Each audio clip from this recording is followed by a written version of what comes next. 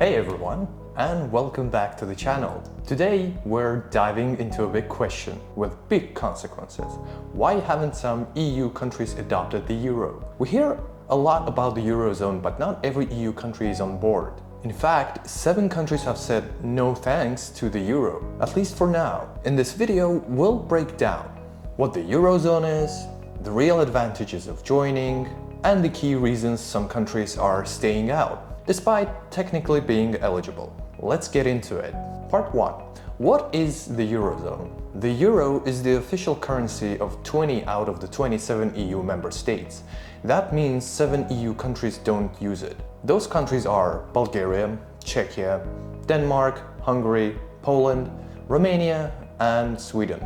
Together, the euro-using countries form the euro area, or Eurozone, and they all use the same currency controlled by the European Central Bank, the ECB. The euro was designed to deepen economic and political unity across Europe. But here's the catch. Even if a country meets the official economic requirements, called the Maastricht Convergence Criteria, adopting the euro isn't automatic. It's also a political decision, and not everyone is convinced it's the right one. Why adopt the euro? Let's look at the upsides, because there are several reasons why most EU countries have joined the Eurozone. Number 1 is easier trade, no more currency exchanges, lower transaction costs, and it's way simpler to compare prices across borders. Number 2, stable prices. Believe it or not, the ECB aims for low inflation, and member states benefit from that target, even if they have struggled with inflation in the past. Number 3, lower interest rates. Access to the euro usually means lower borrowing costs for households and businesses, which fuels growth and investment. Number 4, investor confidence. Joining the euro signals strong economic discipline.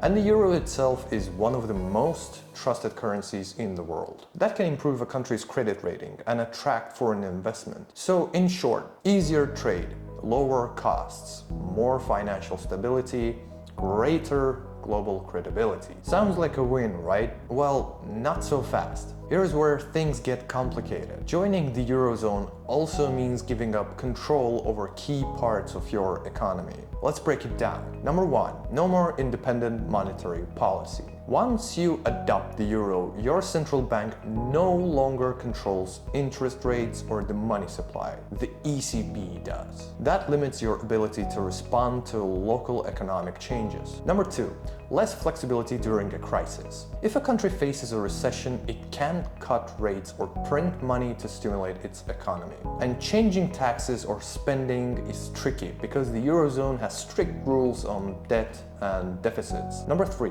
one size doesn't fit all. The ECB sets a single interest rate for all member countries. Obviously, not every economy is the same. What works for Germany might not work for Slovakia or Greece. Number 4, cost of transition.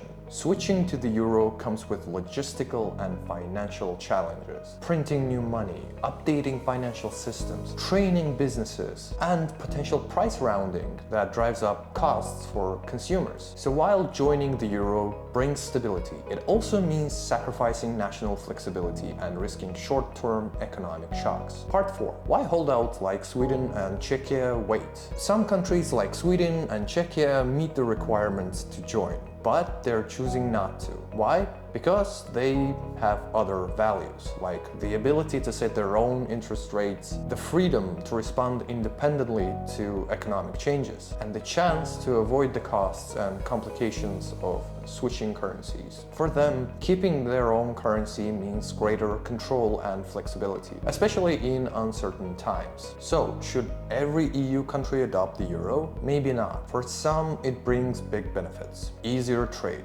lower costs, and investor confidence. But for others, the trade-off, losing economic independence, just isn't worth it. At least not yet. As the EU evolves, so will this debate. But for now, it's clear. When it comes to the euro, one size doesn't fit all. Thank you so much for watching. If you found this breakdown helpful, give it a like, subscribe for more, and let us know in the comments. Should countries like Sweden and Czechia adopt the euro, or are they smart to wait? Let's build the bridges and not burn them.